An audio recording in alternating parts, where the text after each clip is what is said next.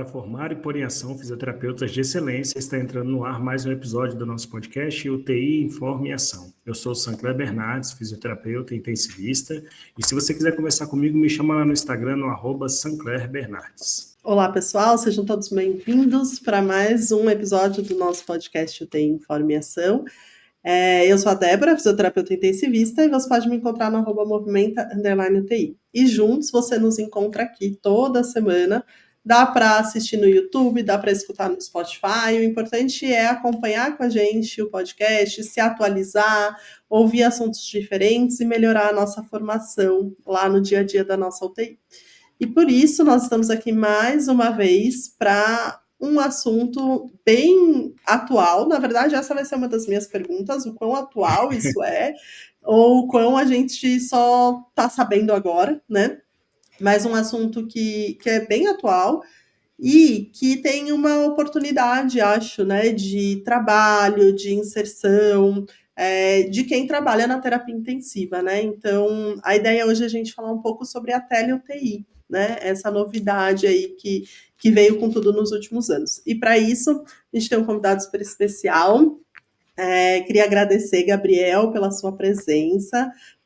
Para a gente é super importante ter convidados que conseguem falar sobre o tema, que trabalham, né, com o tema. A gente já conversou algumas vezes no corredor, né? O Gabriel vai se apresentar, mas ele trabalhou um tempo comigo lá na UTI do HC.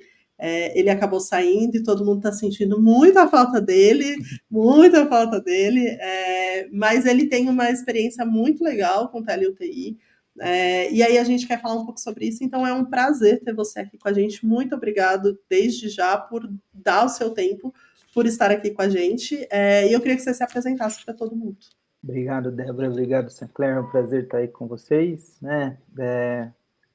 E participar aí do podcast.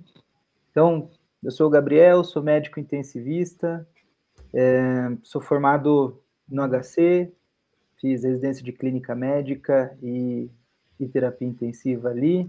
Atualmente estou terminando o doutorado, espero que termine logo. Espero terminar, não, precisa terminar, né? Exatamente. Aquela saga. Exato. E bom, trabalhei até pouco tempo atrás na UTI das emergências clínicas ali do HC, né? Tive a oportunidade e o privilégio de trabalhar com a Débora. E olha, não sei se eu vou conhecer a equipe de fisioterapia tão boa quanto daquela UTI. Bom, minha experiência com tele-UTI, eu trabalhei na UTI Conectada, que é um projeto que era do Ministério da Saúde, ali pelo INCOR, né? E atualmente trabalho na tele-UTI da Secretaria de Saúde do Estado de São Paulo. Então, isso faz 2 anos que eu trabalho com tele-UTI, e isso tem ocupado quase que um período por dia desde então. Então, é um prazer falar sobre isso. Muito bom. Muito bom. Gabriel, seja muito bem-vindo. É um prazer ter você aqui com a gente. Eu acho que assim como a tele-UTI, ela oportuniza muitas coisas que eu acho que a gente vai discutir aqui, e o avanço tecnológico e o que vivemos na pandemia, obviamente, que trouxe isso mais à tona, né? Acho que a Débora vai fazer a pergunta depois do quão atual é isso, e permite também que a gente tenha essa possibilidade de troca aqui agora, né? Então, a gente está aqui num telepodcast, a gente pode chamar disso também, né? Então, é uma maneira da gente se conectar, e eu acho que tem tudo a ver com o assunto. Eu acho assim, depois você começa a sua pergunta, Débora, mas eu queria começar fazendo uma pergunta. Você, na época da sua formação, você imaginava que você ia ter a chance de ajudar a tratar pacientes críticos, eu não estou nem falando de outro tipo de paciente, mas pacientes críticos por meio de uma coisa tecnológica desse jeito? Não, durante a formação, não. Eu até comecei, assim, sabe aquela coisa, vou entender o que como vai ser. Então, até quando eu comecei a trabalhar, eu não acreditava muito, assim, nas possibilidades, né? e ainda mais na formação, né? Durante a faculdade, eu não tive nada de telemedicina em qualquer tipo de situação. Acho que a telemedicina era mais para aula, era mais para essas coisas assim, mas para atendimento em si, né, teleassistência, que é um dos formatos da telemedicina, eu não tive nada, né? E na residência, muito menos. A gente é muito prático, né? Nossas formações, elas são muito, você tem que estar ali, próximo, é uma coisa até cultural isso, né? Tipo, se você estiver distante, não dá certo. E aí, hoje a gente Exatamente. vive essa dualidade. Mas sabe o que eu acho interessante desse ponto que você colocou, Sancler? Para chamar atenção, né, para quem está ouvindo com a gente, o quanto as coisas mudam e avançam, né? Então, quantas oportunidades vão aparecendo, né? A gente conversou isso um dia no corredor, né? Aí depois a gente pode falar mais sobre isso, mas o quanto, assim, a gente sabe, por exemplo, que essa carreira, digamos assim, né, de quem trabalha na UTI, ela chega em algum momento, ela pode ser cansativa para algumas pessoas, e de repente é isso, é uma outra oportunidade, né, que não existia e que agora tem. E o quantas outras coisas a gente vive hoje dentro desse contexto da especialidade, né, de terapia intensiva, que não existia, que não tinha tanta oportunidade, né? Então, acho que é uma coisa muito interessante. Mas aí, tá, você não teve na graduação, mas me fala uma coisa pra gente. Ela é nova, essa ideia? Ela realmente surgiu no Covid, assim? Ou já existia um caminhar com essa ideia da telemedicina e o boom, né, ou veio correndo por causa do Covid? Mas ela vem mais ou menos de quando? Então, ela existia antes do Covid, né? Eu acho que o Covid trouxe a necessidade de uma urgência, como a gente teve urgência de profissionais e urgência de atendimento especializado. Isso fez um boom, principalmente no Brasil, aí, de tele-UTI.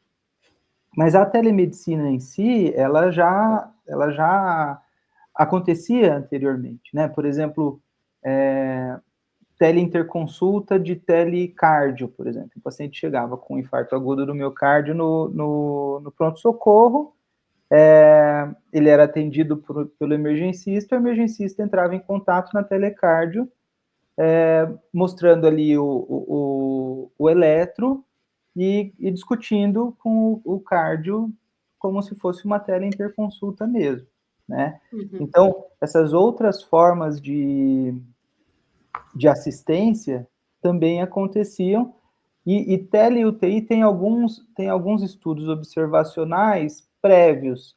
Eu não vou saber precisar exatamente qual foi o primeiro relato que começou, mas acontecia antes da pandemia. A questão é que a gente ainda não tem qual é a forma, qual é o formato de realização da tele-UTI, né? Uhum. E isso, como a gente ainda não tem, não dá para eu falar que a partir de agora, a partir de qual momento que começou. Porque agora que está começando a sair as evidências, né? Saiu o Telescope no ano passado, que foi o primeiro estudo randomizado sobre isso, o estudo brasileiro. Então, justamente, e aí ele foi negativo, aí teve toda, foi neutro, né? Aí, exatamente, banho de água fria e tal. E na verdade não, na verdade a gente está em busca do formato adequado. E aí o formato adequado vai depender das necessidades. E o que o Covid trouxe foi, bom, temos uma tecnologia disponível, ela se mostrou, uma necessidade foi imposta, e como que a gente vai responder a isso? E aí começaram a vários tipos vai ser sob demanda, vai ser round diário, vai ser todos os pacientes, vão ser alguns pacientes, vai ter equipe multi, não vai ter equipe multi, vai ser com... Então, isso tudo a gente ainda está em construção, né?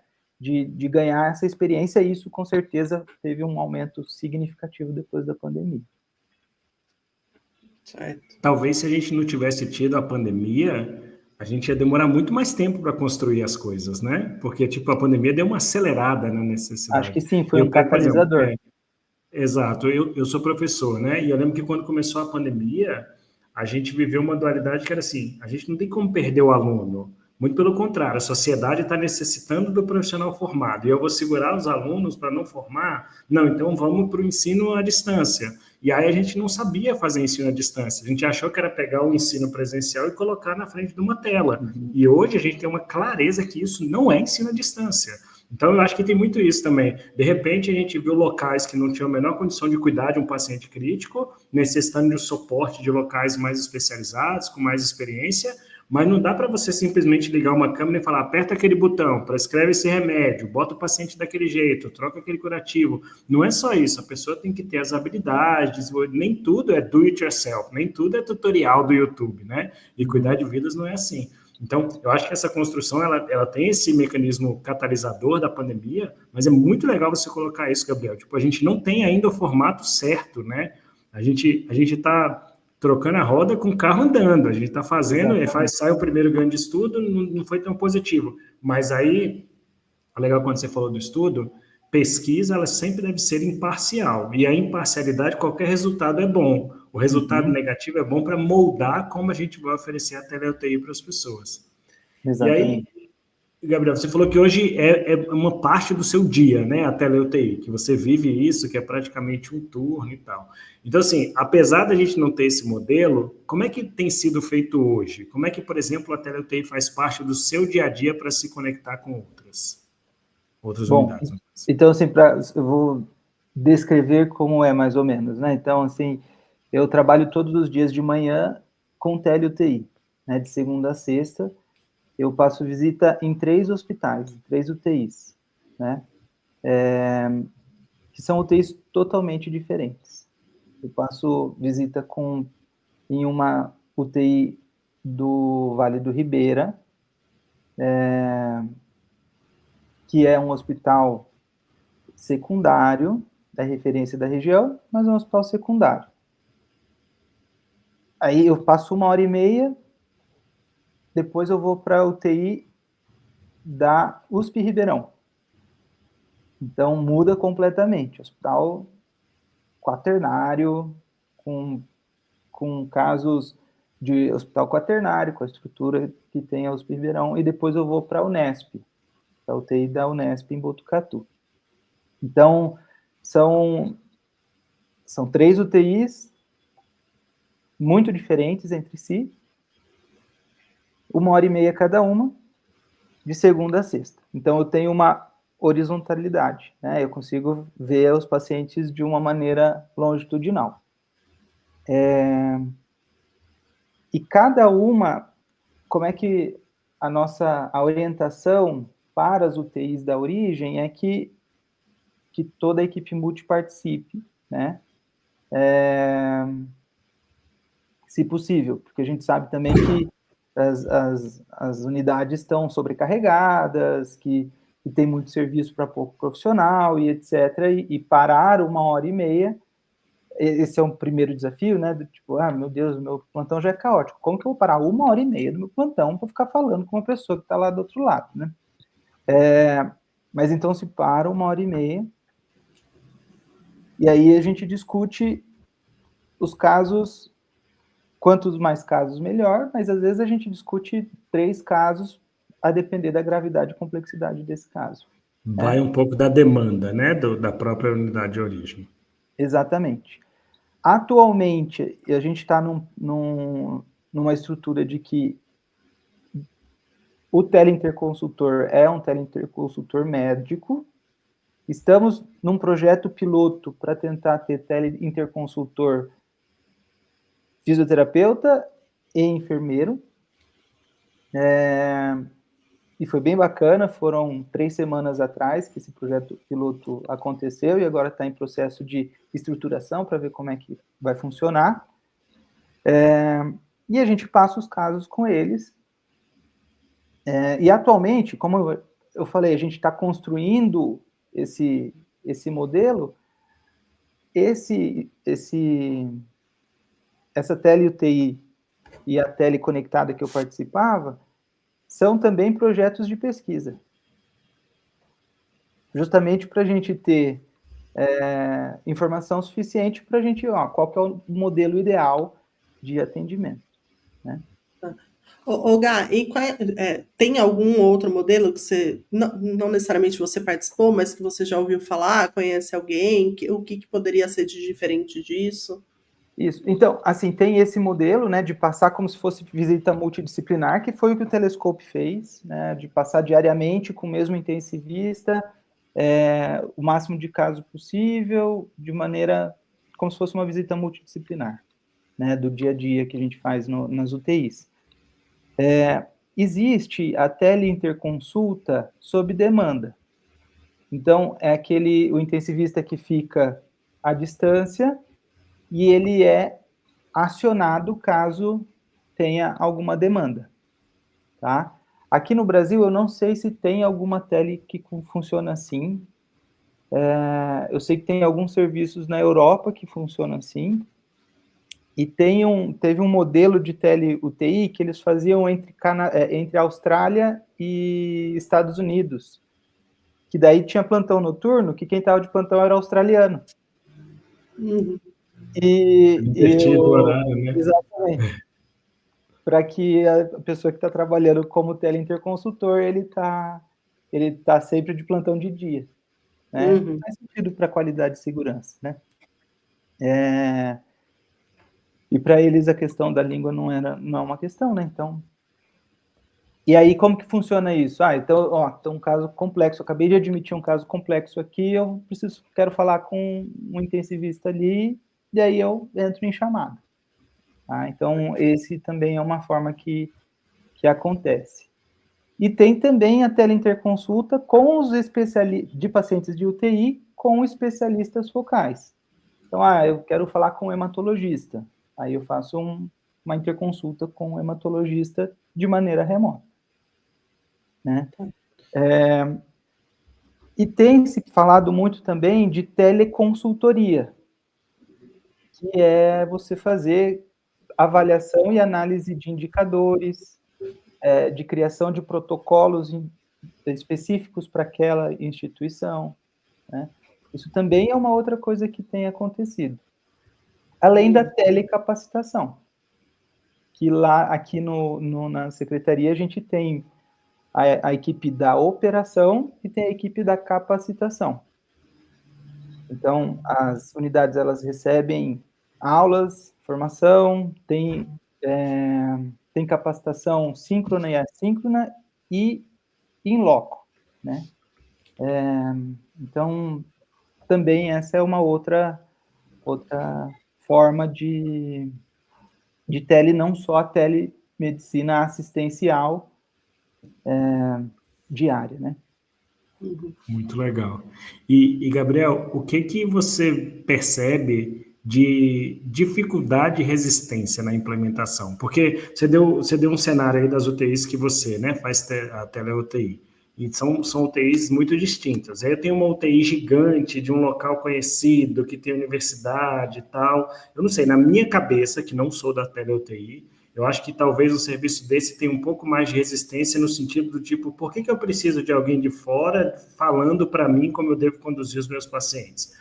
E aí você dá exemplo de uma outra, um hospital secundário, menor, que talvez o hospital entenda as limitações de recursos humanos e tecnológicos e fale assim, poxa, tudo que eu queria era, mesmo que remotamente, alguém me ajudando aqui a fazer isso. Quais são as dificuldades nesse processo assim do tete-a-tete com a equipe, com os outros profissionais? Mas, Gá, antes de você falar, você sabe que foi quando a gente conversou no corredor sobre o assunto, né? Foi uma das coisas que eu falei para ele, né, Sancler? Porque eu falei, você lida com pessoas de todos os tipos, e aí, sinceramente, eu até discordo do ponto de vista do tipo de hospital, porque eu tenho uma vez eu passei, né? Eu já contei aqui uma situação muito complicada com a minha avó, num hospital de interior, né? Onde os intensivistas não são intensivistas, né? Porque eles são de anos atrás, né? E assim, eu dando algumas sugestões da parte da fisioterapia, e aí eu ouvi, isso aqui não é São Paulo. A gente não quer saber o que você tem, né? E uma das coisas era tirar a sedação e tal. Então, assim, é um lugar pequeno que as pessoas poderiam pensar, nossa, alguém que tem uma experiência fora, deixa eu ouvir, né? Então, eu acho que tem de tudo e vai muito das pessoas, né? Tem quem queira olhar isso como uma oportunidade de aprendizado, né? Poxa, é alguém que convive com outra coisa, deixa eu ver o que ele tem para falar. Tem quem ache que, tipo, o que você que não tá É uma aqui quer falar, invasão, não né? sabe da minha realidade, né? Eu vou ser muito sincera, assim, sabe? Eu olho pra gente da Físio hoje e eu não sei se a gente está preparado para isso, sabe? Para, tipo, um fisioterapeuta fazer um round via tele e dar opiniões ali, né? Eu vejo os fisioterapeutas muito com essa dificuldade, assim, sabe? De ouvir a opinião de outra pessoa e tudo mais. É sempre desculpas do tipo, ah, mas você não tá aqui para ver, né? Você não sabe como o meu serviço funciona e tudo mais. Não sei e queria saber de você, né? O que você acha? Você acha que as coisas estão melhorando? Talvez para médico, né? Sei lá, que estavam mais acostumados, não sei, mas eu acho que é uma coisa super importante quando a gente pensa nisso, e até para a gente pensar sobre isso, né? Assim, é um campo de trabalho possível nosso, mas a gente tem que aprender a lidar com isso, né? Com o ouvir o outro, né? Enfim. Isso é uma pergunta muito interessante, que é uma coisa que eu gosto muito de pensar sobre isso, assim, sobre quais são esses desafios das inter-relações dentro da tele-UTI. Eu acho que o primeiro desafio é institucional, da unidade e da instituição perceber algum ganho com aquilo. Então, olha, de fato parece que é interessante e tal, vamos estar abertos a isso. Algumas vezes é uma ideia da direção do hospital. E é um cumpra-se, e quando... Não tem opção. Mas aí não funciona. Porque a Se é um pessoa te cumpra-se... recebe no virtual super fechada, né? Exatamente. Porque daí é isso da pessoa falar assim, gente, meu plantão já é mais uma coisa que essa direção quer colocar na minha cabeça, e aí eu vou... Então, se as coisas não são construídas de uma maneira que as pessoas entendam o valor que existe nisso, não vai funcionar. Então, acho que esse é um desafio institucional. E aí tem desafio de quem é o tele-interconsultor. Porque é isso que vocês falaram. Cada UTI, cada unidade é de um jeito, é uma forma que eu vou falar. Então, é muito difícil fazer um diagnóstico situacional muito rápido, porque isso vai mudar minha postura. A minha forma de sugerir, às vezes a forma como eu sugiro é de uma forma numa UTI, e como eu sugiro, às vezes é até, eu recomendo que se faça isso, né? Eu faria isso. Na outra, olha, vamos lá, então você tem que... Essa capacidade de ter esse diagnóstico situacional, de entender até que ponto você vai e até que ponto você não pode passar uma barreira, justamente porque você precisa... eu falo que o teleinterconsultor é um negociador o tempo inteiro. Porque se você rompe algum tipo de ou desconfiança, ou alguma coisa que fere um ego, ou você invade mesmo, né? Porque, poxa, eu não tô vendo o paciente, a pessoa tá lá dando duro, e vem alguém e fala Tem assim, mas algumas você tá vendo tudo nuances que errado. só aquela pessoa está vendo, né? O Exato. feeling ali do dia a dia é só da pessoa. Isso, exatamente. Dependendo de como você faz, você vai passar 1h30 ali, a pessoa falando, pode deixar, pode deixar, pode deixar, No e outro dia. esse 1h30 só vai ter efeito lá no paciente se a pessoa viu sentido naquilo que você falou, né? Então, esse para mim é o grande desafio, é fazer o diagnóstico situacional e saber como se portar frente a cada instituição. Então, E não é nem cada instituição, na verdade, é cada profissional que está ali, né?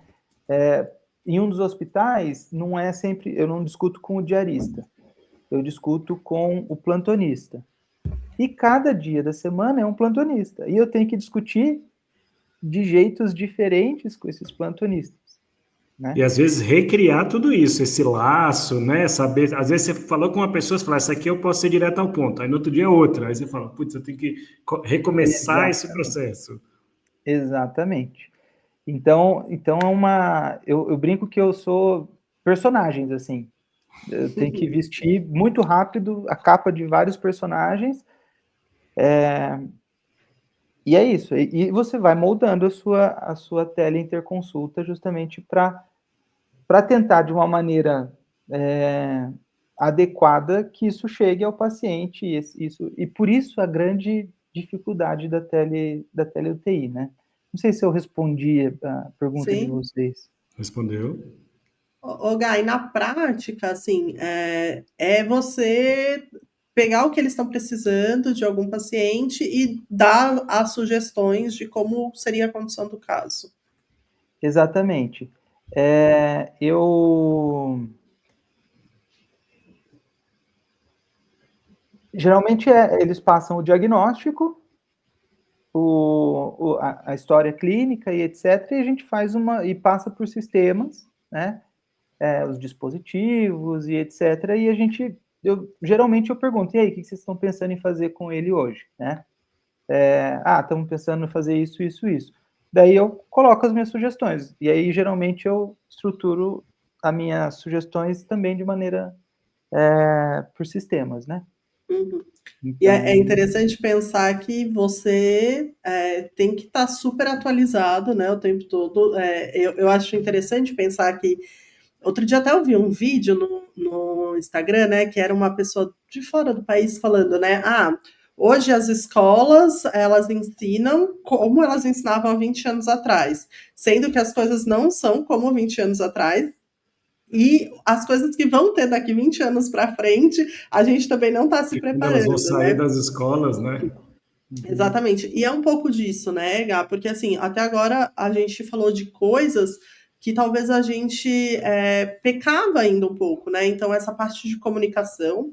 O Gabriel era sempre assim, vou contar, que era tipo, gente, precisa falar com a família, não sei o quê. Não, tá, o Gabriel tá chegando, deixa o Gabriel tá chegando, o Gabriel vai fazer isso, né? Então a gente está falando de comunicação, né? Mas ao mesmo tempo a gente está falando de uma capacidade de ser flexível, né? Porque é isso, você precisa estar o tempo todo nessa dinâmica de ser flexível, mas ao mesmo tempo, da parte técnica, estar super atualizado com conceitos e tudo mais. Porque, gente, se for para, sei lá, dar uma opinião para alguém, né? E você está atrasado, você não sabe a evidência do negócio, né? Não faz nenhum sentido.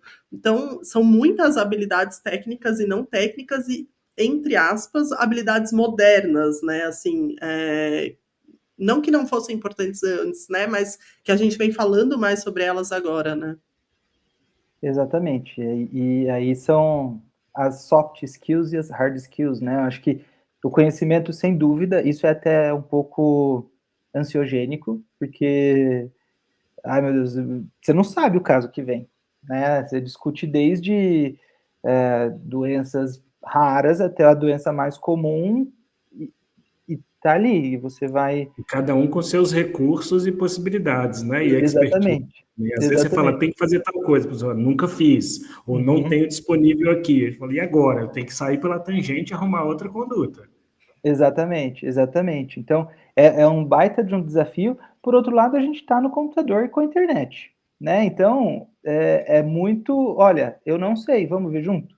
Compartilho a tela aqui, pesquiso, olha aqui, ó, temos isso aqui, esse guideline está falando isso, acho que vale fazer isso aqui, né? Olha lá, outra Então, habilidade, né? Que eu vou ser muito sincera, que eu tenho falado muito para os alunos, que é a habilidade de saber fazer uma pergunta e buscar a resposta, que eu tenho visto muita dificuldade neles nisso, né? Então é isso, você precisa conseguir rapidamente conseguir fazer uma pergunta assertiva, porque senão você vai demorar um século para achar a resposta, né? E conseguir ler aquela resposta e pôr na prática, né? E eu tenho usado muito a IA nesse sentido, né? Eu tenho usado o Open Evidence, que é uma plataforma de inteligência artificial de ciência, né? Então, aí eu coloco, qual é o guideline atual sobre tal coisa. E aí ele dá os guidelines mais recentes, e aí você clica e ele vai direto. Então, também usando a tecnologia a nosso favor nessa situação, né? Então, eu acho que a gente precisa ter um pouco de desprendimento do que a gente... Porque, assim, tem caso que você fala assim, gente, eu talvez faria totalmente diferente. Mas isso não vai acontecer, né? Então, Você quais são as... conduz algo que não é para você realizar, é para outra equipe realizar, né? Exato, Você não tem que pensar só com a sua cabeça e a sua forma de atuar, como médico intensivista, no caso. Você tem que pensar como aquela equipe, como aquele médico, aquele enfermeiro, aquele físico, aquele não sei o quê, como aquelas pessoas vão poder agir. exatamente. Então, por exemplo, até a gente fica pensando, né, o simples fato de... Simples, entre aspas, tá? Vamos mobilizar esse paciente, dá para colocar esse paciente na poltrona? A primeira vez que eu falei isso no hospital, falou assim, teve um hospital que falou, a gente não tem poltrona, né? Aí você fala, valeu a tentativa, próximo Isso, assunto. exatamente. Mas como que a gente pode? E aí você vai tentando puxar, né? Então, Tem um banquinho, né? Tem um lugar que a gente possa levantar ele aí. exato. Então, esses são, para mim, são os grandes desafios e por isso, talvez, eu penso que vai ser muito difícil da gente conseguir medir um benefício do ponto de vista estatístico, sabe? Porque são muitas perguntas, né, a serem respondidas e talvez, como é muito heterogêneo, eu acho difícil a gente colocar isso de uma maneira, sei lá, tempo de internação, será que é o melhor desfecho mesmo para a gente avaliar, né? Então... Se tivesse uma forma de mensurar, assim, uma forma diferente de você mensurar a qualidade assistencial e a efetividade das intervenções corretas, né? Será que as decisões corretas foram tomadas? Talvez seria muito melhor do que, nesse primeiro momento, do que o tempo de internação, né? Exatamente.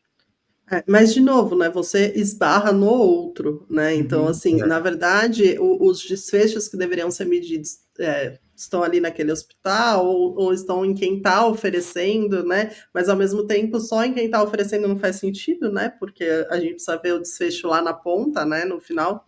Então, acho que é bem complicado. Mas o que você tem visto na sua prática clínica, assim, em relação a isso? Assim, a benefícios, a coisas legais que você tem vivenciado com isso? Olha, eu vejo que as pessoas, talvez no primeiro momento, como é novo, as pessoas ficam meio assim, mas a partir do momento que a gente vai fazendo as coisas acontecerem de uma maneira muito natural e tal, a gente vai criando um vínculo, as pessoas vão vendo o valor na tele, e aí é que começa a acontecer os benefícios, né? Então, eu acho que... Então, assim, esse primeiro desafio que eu falei para vocês, né, de que das pessoas encontrarem sentido naquilo, eu acho que dá para fazer, né? Depende muito de como a gente conduz. E do ponto de vista de desfecho, eu percebo que a gente consegue mudar uma cultura, por exemplo, de muita sedação, né? Eu ainda não consigo fazer o que a gente faz no HC, por exemplo, e que quanto tempo não demorou para isso acontecer no HC? Exatamente. Uhum. Né? Um processo. Oi? É um processo, né? Isso, Tem que ter um exatamente. processo. Exatamente, mas já pensa assim, então dá para ver que existe uma mudança de cultura, aos poucos, coisas que são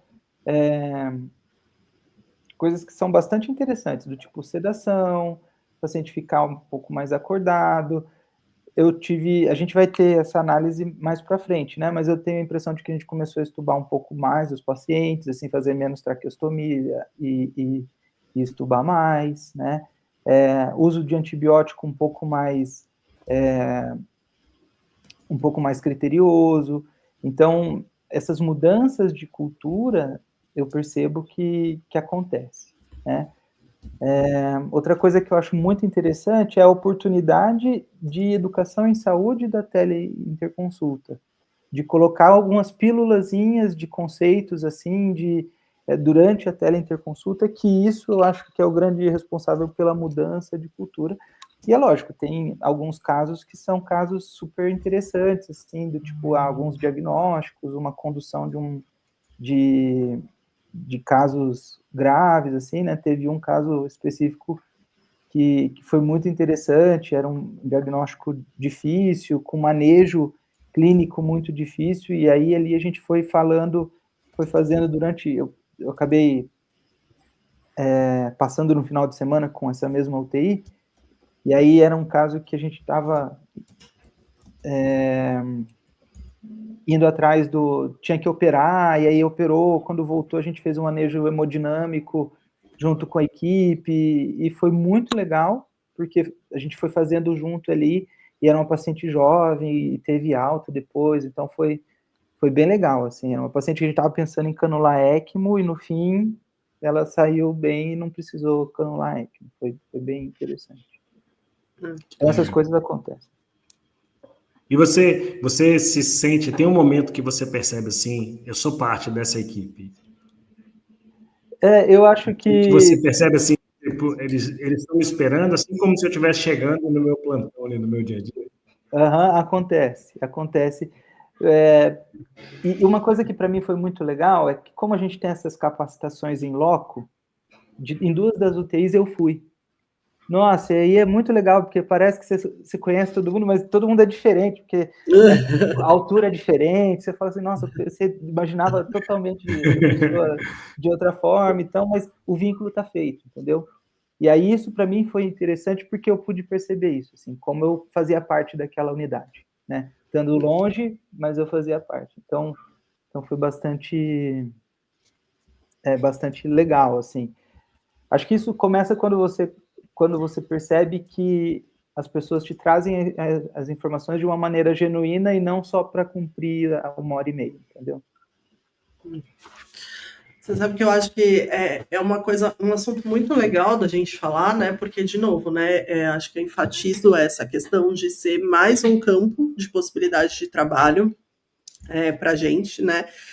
Mas também eu acho que abre uma discussão muito importante que vai desde a graduação a toda a formação, né, dos profissionais em relação a como a gente está formando, né, e até assim, o que a gente espera desses profissionais, o que tem que ter, porque eu, por exemplo, particularmente, eu sou uma pessoa que eu sempre estou perguntando as coisas para os outros, né, mesmo quando teoricamente eu sei, eu sempre estou assim, você pensou de outro jeito, né? Você tem outra sugestão? Você acha que dava para, né? Mas eu acho que a gente ainda tem muito uma necessidade de se firmar por não necessidade de outras pessoas, sabe? E aí isso é muito ruim, né? Então acho que são algumas barreiras Uma que autonomia, é importante. independência, né, meio... Exatamente, né? Então, acho que são algumas barreiras que são legais da gente conversar, que, olha, quando a gente consegue quebrar, olha as oportunidades de trabalho, de interação, que podem surgir para a gente, né? Então, eu acho muito legal isso, né? Acho que tem um futuro bastante interessante. Eu acho que, não sei, queria ouvir, a gente está terminando, né, Gá, mas queria ouvir a sua opinião. Eu acho que, independente da questão científica, me parece que é o futuro, assim, né? Que a gente não vai deixar de fazer, porque é isso, talvez a gente tenha dificuldade de dados, mas na prática é isso, a tecnologia está aí, né? A gente tem uma distância que dá para suprir, né? A gente, no Brasil, a gente tem um Brasil completamente desigual, né? Onde a gente pode favorecer com isso. Então, não sei, eu tenho essa impressão. O que você acha? Né, eu sou totalmente...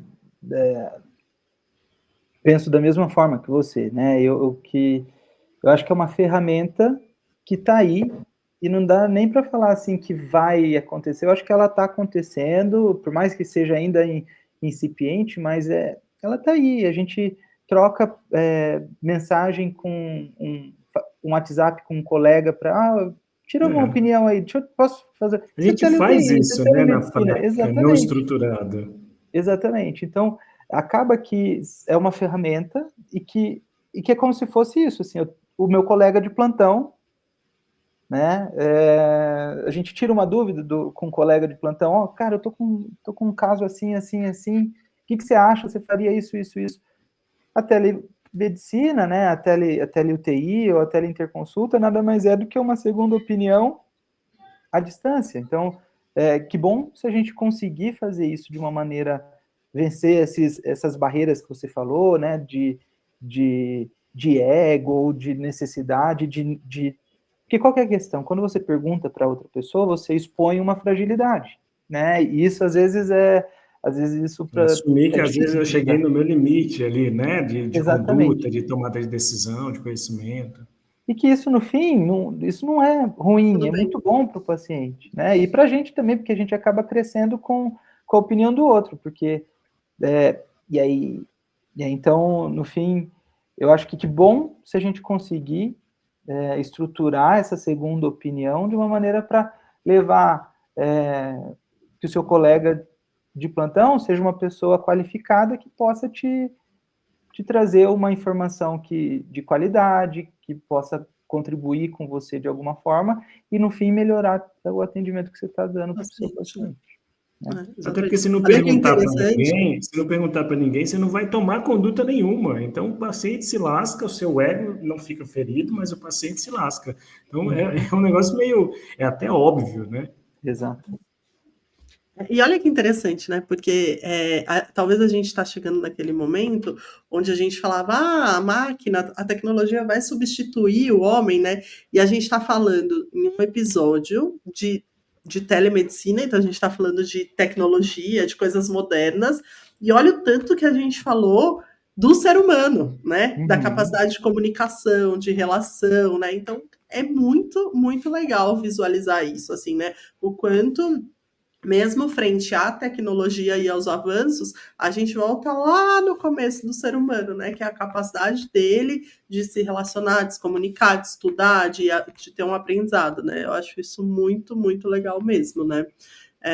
E assim, só E tanto que para... a gente faz isso para outras coisas, né, Débora? A gente faz isso para tudo na vida. Você deu o exemplo de perguntar para o colega, mas hoje em dia, com a tecnologia, eu fico muito feliz que eu posso, sei lá, eu posso saber o resultado de um jogo de futebol enquanto ele está acontecendo do outro lado do mundo, sem estar sendo transmitido em lugar nenhum. É exatamente a mesma coisa, só que trazer para o nosso... Por que no trabalho a gente tem que ser tão dissociado do que a gente usa na nossa prática clínica, no nosso dia a dia? Né? É aplicar isso, que hoje já faz parte da nossa rotina de vida, a nossa rotina de trabalho, para a gente ter resultados mais expressivos, mais positivos. Exatamente. Exatamente. E aí, eu não, sinceramente, eu não conheço muito fisioterapeutas trabalhando nessa área, né? O Gá comentou que isso você tinha me falado naquela época que vocês estavam tentando inserir, né, a fisioterapia, mas eu sei que acho que o pessoal do Sírio teve alguma coisa do PROAD SUS, né, onde os fisioterapeutas faziam isso, né? Então, Do Einstein eu sei também que teve. Do Einstein com também físio, teve, né? porque o físio está inserido também na O tele-UTI. Telescope 2, que é a segunda Legal. fase, incluindo equipe multi. Então é isso, né? Eu acho que tá aí, é uma oportunidade para quem quer estudar, né, sobre o assunto, quem quer se aperfeiçoar, enfim, porque acho que vai abrir em algum momento um outro campo de trabalho para a gente também, né? Muito legal. A gente precisa terminar, mas eu queria agradecer muito, Gabriel, a sua presença aqui, por você ter compartilhado com a gente a sua experiência. Acho que foi uma conversa super rica. A gente sempre fala aqui que o objetivo do podcast é sair um pouquinho da caixa, né? Então, acho que assim, Débora, hoje eu não trabalho com tele-UTI. Não tem problema, eu acho que você teve uma aula, né, das habilidades, das soft skills que precisa, né, que é futuro, né, que é importante. Então, acho que deu para todo mundo visualizar isso e trazer para o que tem hoje, né? Porque, no fundo, também, a gente está falando de tele-UTI, que eu espero muito, assim, de coração, que abra muito para a equipe multi e que as pessoas da equipe multi comecem a ter esse espaço. Mas a gente está falando do nosso dia a dia, né, Gá? Porque no fundo é isso, o nosso dia a dia é isso. Quando a gente está passando um round multidisciplinar, quando a gente vai conversar com uma família. Hoje eu falava isso para as alunas, né? Eu falei: olha, primeiro você precisa ler aquele paciente, ler aquela família para entender como você vai falar. Não é sobre você, sobre o seu jeito de falar. Então, acho que esse episódio serve muito para tudo isso também. Então, muito obrigada, agradeço de coração a sua presença. Vou passar para o Sancler para ele finalizar e depois a gente deixa você finalizar. A gente sempre fala aqui no final, né, de alguma sugestão, de alguma dica, se tiver de livro, de podcast que escuta, sei lá, uma música nova, qualquer coisa que você quiser passar aqui de sugestão, de alguma coisa profissional ou não profissional, mas que você acha que pode contribuir aí para o pessoal, né? Eu acho que eu já falei aqui, mas uma sugestão minha é a série no Netflix, né, que tá bombando. Eu não sei se vocês assistiram a série Adolescente, né? Foi muito difícil para eu assistir, vou falar bem a verdade, para digerir aquilo tudo, né? Mas é isso, eu acho que é o que a gente está fazendo aqui hoje. A gente precisa falar sobre os assuntos que estão atualmente ou que a gente vai encontrar lá na frente, né? Então, fica aqui a minha sugestão para quem não assistiu, assistir. Como pode vir para o mal ou para o bem, então a gente precisa conhecer o que a gente vai usar, né? É pesado. Bom, eu queria agradecer, Gabriel, a sua presença, dizer que foi muito bacana, conversa super interessante, como a Débora colocou, uma conversa cada vez mais abrindo horizontes, portas, janelas e etc. para as profissões. Inclusive, Débora, você falou assim, mas eu não tenho tele-UTI na minha UTI, foi uma aula de soft skills. Eu vou além. Talvez você não tenha, e com uma conversa dessa, você possa entender que você pode tanto ter na sua UTI, quanto talvez você seja a pessoa que possa oferecer isso a outros. Então, é uma coisa de oportunidade mesmo. Como dica, eu vou fugir um pouco. Eu fiquei pensando assim, que desde o começo, antes da gente entrar na gravação do episódio, eu fiquei pensando, eu preciso de uma dica que seja algo daqueles filmes policiais, que a pessoa não sabe nada de segurança, de polícia, mas ela bota um ponto eletrônico e o policial fica, agora você vai aqui, agora você corta o fio verde, corta o amarelo, e não consegui lembrar efetivamente. Mas depois, agora no final, eu lembrei daquele filme Ocean's 11, que é o assalto no cassino, que tem um monte de ator famoso no filme, 11 Homens e um Segredo. 11 Homens e um Segredo. Porque o filme, ele é um assalto a banco, não estou falando para as pessoas assaltarem banco, não. Mas sempre tem alguém que está comandando a equipe por meio de um ponto eletrônico. Eu estou vendo isso, tal coisa está acontecendo. Então, eu acho que a tele-UTI tem muito dessa visão. É uma visão de fora, é uma visão que vem para fechar arestas que, às vezes, no nosso dia a dia, a gente nem consegue ver. Não é só que a gente não consiga saber fazer. Às vezes, você não vê. É igual escrever um trabalho. Né? Você falou do doutorado, você está escrevendo o seu trabalho, chega uma hora que você acha que tudo é muito claro, aí você entrega para a banca, fala, está faltando isso, está errado isso, você fala, como? Está claro. Não, é uma opção de fora que ajuda. Então, acho que a tele-UTI tem muito isso aí. Então, essa foi a minha dica aí, 11 Homens e um Segredo, e suas variações todas, tem 1, 2, tem das mulheres, tem muitos. Tudo legal, acho que é nesse sentido. E aí eu passo para você, Gabriel, para você terminar. Legal, pessoal, olha, queria agradecer imensamente essa conversa, esse convite,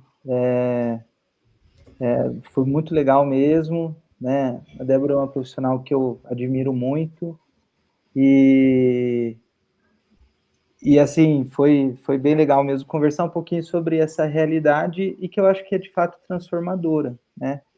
Eu acho que a gente pode alcançar lugares que a gente não imaginaria alcançar de outra forma, né? Trabalhar em lugares que a gente nunca imaginou trabalhar, né? E eu acho que sim, que cada vez mais os fisioterapeutas têm que estar incluídos nisso também, né? Tem que estar, eu acho que tanto na capacitação, né? Então, a forma de fazer capacitação também é extremamente importante, e também na teleassistência, né? Se a gente não consegue fazer UTI sozinho, só médico, não existe UTI só de médico. Como que existe tele-UTI só de médico, né? Então, eu não consigo me ver sozinho num plantão, não consigo me ver sozinho também fazendo tele-UTI, né? Lógico, tem um monte de coisa para a gente avançar, qual que é a melhor plataforma para fazer isso? É uma plataforma que eu consigo ver o ventilador, eu consigo ver as bombas de infusão, a melhor plataforma ter um iPad do lado do paciente, é ver uma câmera do paciente, ou é conversar direto com a equipe, é só conversar com a equipe, é sobre demanda, não sabemos. Mas é uma realidade de uma baita de uma ferramenta que a gente pode fazer a diferença. Às vezes, nem tanto a diferença, a gente pode até não fazer a diferença em dados, sei lá, de tempo de internação e etc. Mas, às vezes, só de a gente ser um suporte para o profissional que está ali, às vezes angustiado, lidando com um caso que é difícil, e ele percebe que é difícil para você também, que está... Só aí você já aliviou um burnout, por exemplo, né? Então, eu acho que tem muita coisa para a gente que tem benefício nisso, né? E a gente falou de soft skills, eu gosto de um livro muito bom, que chama Conversas Difíceis, né? Do Bruce Penton, que é lá da Harvard Business Negotiation, que é do pessoal que estuda negociação, é o mesmo pessoal do Como Chegar ao Sim, que é um livro excelente, mas eu acho que um livro de cabeceira seria esse Conversas Difíceis, que é um livro para a vida, assim, não só para o dia a dia nas UTIs, mas também na nossa vida. Então, fica essa dica. E é isso. De novo, muito, muito obrigado. Muito bom, dica super anotada, gente. Se tem uma pessoa que fazia conversas difíceis, era o Gabriel lá na UTI. Ele intermediava tudo, gente. O circo tava pegando fogo, ou entre a gente da equipe, ou com o familiar. Era tipo, cadê o Gabriel? Chega, Gabriel. Então, assim, eu agradeço a sua participação. Para mim, realmente, assim, é um prazer e uma honra ter você aqui, porque eu torço muito para que a gente tenha muitos médicos como você, porque você é uma pessoa muito, muito especial ali. O Gabriel dá um valor para a equipe, assim, absurdo, né? E isso para a gente é muito importante também, ter pessoas aqui conversando com a gente que elevam a nossa profissão. Então, muito obrigado por isso e obrigado pela sua participação. E muito sucesso. Espero que você volte daqui a algum tempo conversar com a gente, falando mais sobre isso e sobre outros pontos. Então, muito obrigada. Obrigada, pessoal, que está acompanhando a gente. A gente se vê no próximo episódio. Tchau. Valeu, Tchau, pessoal. tchau. Tchau, tchau.